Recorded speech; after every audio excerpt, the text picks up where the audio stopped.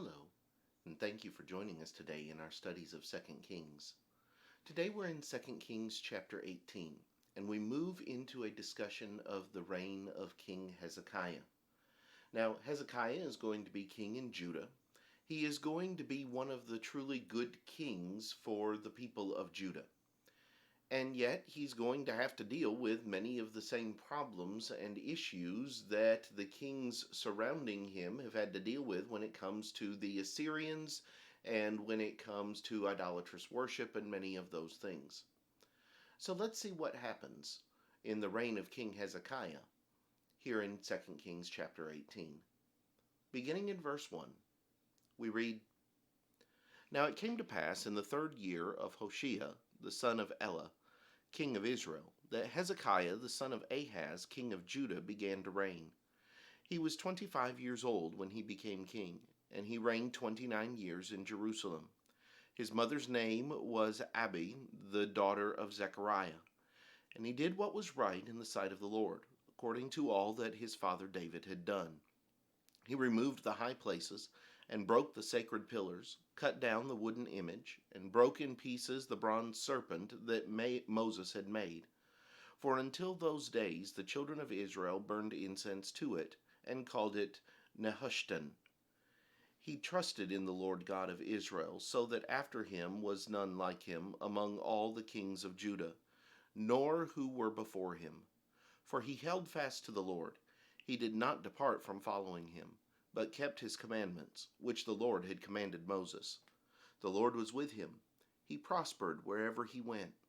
And he rebelled against the king of Assyria and did not serve him. He subdued the Philistines as far as Gaza and its territory, from watchtower to fortified city.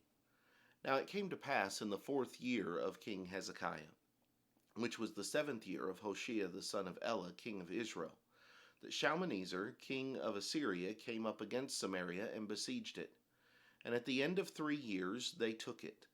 In the 6th year of Hezekiah, that is the 9th year of Hoshea, king of Israel, Samaria was taken.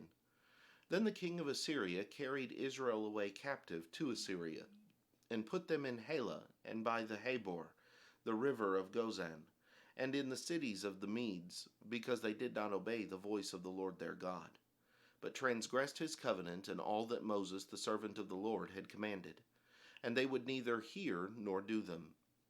And in the 14th year of King Hezekiah, Sennacherib, king of Assyria, came up against all the fortified cities of Judah and took them. Then Hezekiah, king of Judah, said to the king of Assyria at Lachish, saying, I have done wrong. Turn away from me. Whatever you impose on me, I will pay. And the king of Assyria assessed Hezekiah, king of Judah, 300 talents of silver and 30 talents of gold. So King Hezekiah gave him all the silver that was found in the house of the Lord and in the treasuries of the king's house. At that time Hezekiah stripped the gold from the doors of the temple of the Lord, and from the pillars which Hezekiah king of Judah had overlaid, and gave it to the king of Assyria.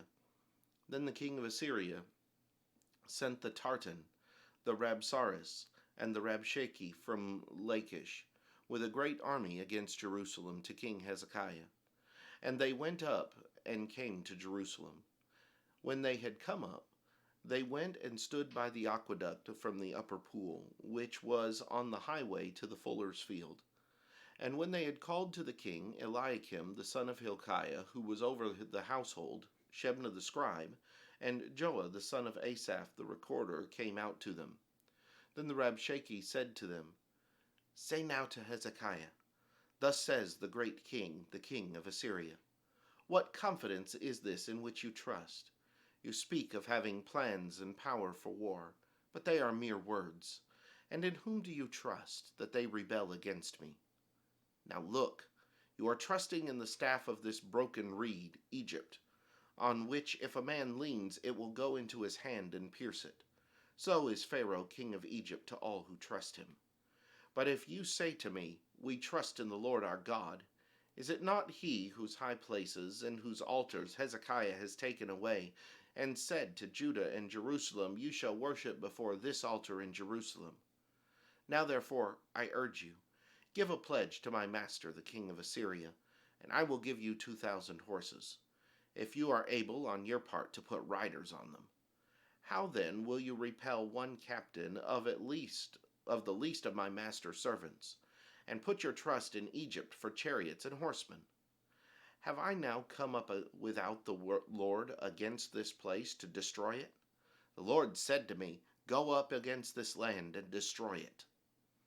Then Eliakim the son of Hilkiah, Shebna, and Joah said to the Rabshakeh, Please speak to your servants in Aramaic, for we understand it, and do not speak to us in Hebrew in the hearing of the people who are on the wall. But the Rabshakeh said to them, Has my master sent me to your master and to you to speak these words, and not to the men who sit on the wall, who will eat and drink their own waste with you? Then the Rabshakeh stood and called out with a loud voice in Hebrew, and spoke, saying, Hear the word of the great king, the king of Assyria.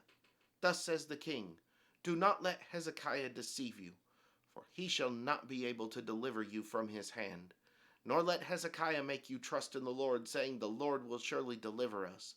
This city will not be given into the hand of the king of Assyria. Do not listen to Hezekiah. For thus says the king of Assyria, Make peace with me by a present, and come out to me, and every one of you eat from your own vine, and every one from his own fig, and every one of you drink the waters of his own cistern, until I come and take you away to a land like your own land, a land of grain and new wine, a land of bread and vineyards, a land of olive groves and honey, that you may live and not die. But do not listen to Hezekiah, lest he persuade you, saying, The Lord will deliver us. Has any of the gods of the nations at all delivered its land from the hand of the king of Assyria? Where are the gods of Hamath and Arpad? Where are the gods of Sepharvaim and Hena and Iva? Indeed, have they delivered Samaria from my hand?